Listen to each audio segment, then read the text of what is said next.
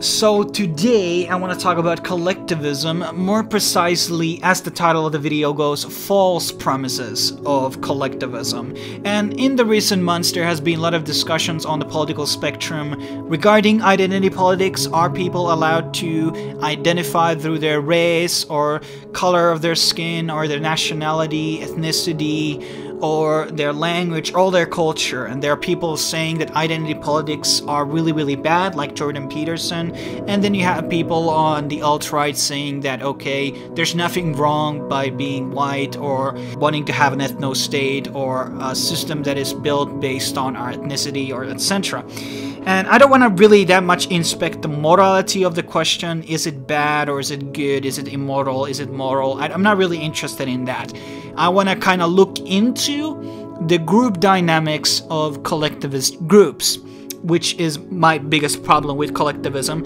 And I'm really okay, by the way, with like family level collectivism. That's something that I'm okay with. But in general, I have a lot of red signs when it comes to collectivism, and I want to explain those things to you as a viewer, and hopefully this will help somebody. So every collective group, whatever it's alt-right, alt-light, neocons, or conservatives, or Antifa, or Bernie Bros, whatever group it may be, political or non-political, there are always hierarchies. There's always the alpha, then there's the beta, and then there is the omega. And these hierarchies may not always be very clear among every group that there always exists, but they're always manifest in some type of a way, some more extreme, some less extreme. And the problem with these collectivist groups on both political sides is that it's really only the betas and the alphas that benefit from these systems. And what I'm trying to say here is there are a lot of people who are the omegas, people who are very lost, they don't have direction in life, they're not very successful, they maybe had a bad run, bad streak, and they're not very popular, they may be not very good looking, they get bad genes, they may be very poor. These are the omegas. And the omegas think that, this goes into the title of the video, that they kind of like believe that once I join this group, my status will change. And I'm gonna give you a very good historical story, which most people are probably familiar with, which is the 300 Spartans, which has been adapted at least in 2 adaptations so far. And if you're unfamiliar with the story, it is about 300 Spartans led by King Leonidas, who went to protect the border, which was on the pass of Thermopylae.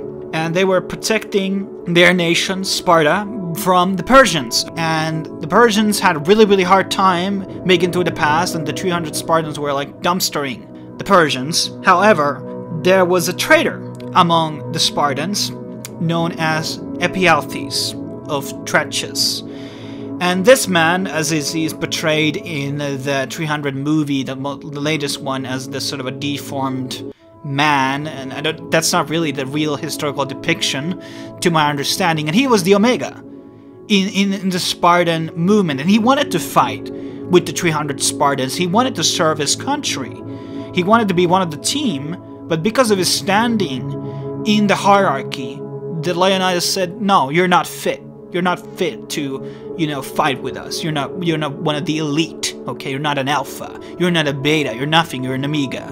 And what happened is, Ephialtes went to the Persians and showed them a way to, like a shortcut, and the Persians attacked from behind of the Spartans, and then they eventually got destroyed. And, well, Ephialtes was kind of promised the riches from the Persians. You know, you did us a one good solid favor here. We're gonna reward you. But then when the Persians marched into Sparta, they got dumpstered. They got destroyed. And Ephialtes didn't make anything, and he was later killed. Okay, he was later killed after he fled. He betrayed his people for another people, and technically his standing didn't change. He was still an omega with the Persians, and he was still an omega with the Spartans. And that's the kind of moral of the story that I'm trying to tell you here, is that just because you change the group, or you join a group, is not necessarily going to change your position in the hierarchy. When we look at wolf packs, I love animal references, so I'm gonna throw one in. in the animal packs of wolves, the alpha eats first, then eat the beta, then eat the subordinates, and then eat the omega. Sometimes the omega doesn't even get to eat. When there is a angry backslash from the alpha, they will always take it on the omegas. The omegas are always the scapegoats. They are the bottom of the hierarchy, and they will be always fucked, no matter what. That's why some of the omegas actually leave from the packs, and that is a representation of individualism. And sometimes, yes, the omegas may rise to a beta rank or alpha rank through time, but that's very rare. So you have 3 options. You stay as an omega, or 2, you raise to the occasion and improve your rank within the hierarchy, or 3, you get the fuck out from the group and you become essentially your own thing, an individual.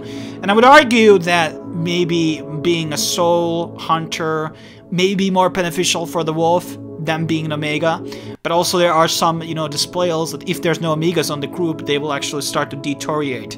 They start to actually function in a worse way in terms of their behavior. They kind of become sad because they don't have a scapegoat to blame, because it's easier to have always the people at the bottom to blame for everything, for your personal mistakes sometimes. And that's what the omegas are for. And that's why collectivism is kind of bad. And now we're going into real-life examples. I mean, these 2 were real-life examples, but modern examples. Like, people on the top, whatever, it's Jordan Peterson, and he is making a lot of money. He's making like 9 million, okay, a year. And then there are a lot of people who work with him. Those are probably kind of considered the betas of the group in one way. And then people who kind of improve from his books and his lessons. But then you have the omegas who are just fans of Jordan, and they're trying to be, you know, trying the book and the teachings of Jordan, but they don't really improve in life.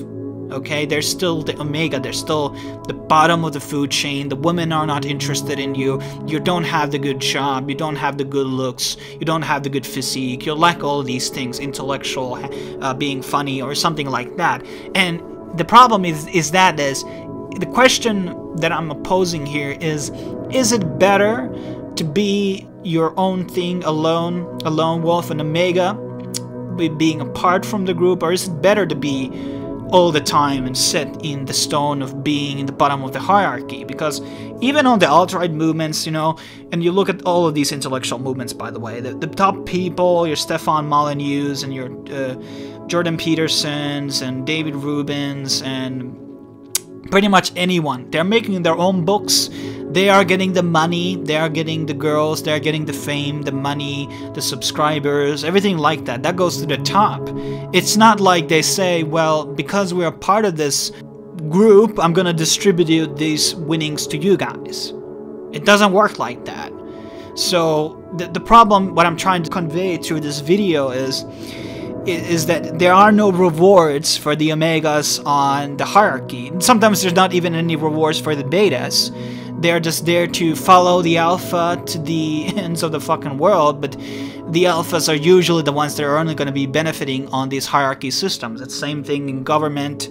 The cleaners of the office are not going to be making the same pay as the president or the top politicians, and it's never trickling down. The success or the money or the benefits, the mating options, these are not trickling down in the pack. I mean, yes, the omega gets to eat a part of the hunt, but he always eats last in the wolf packs.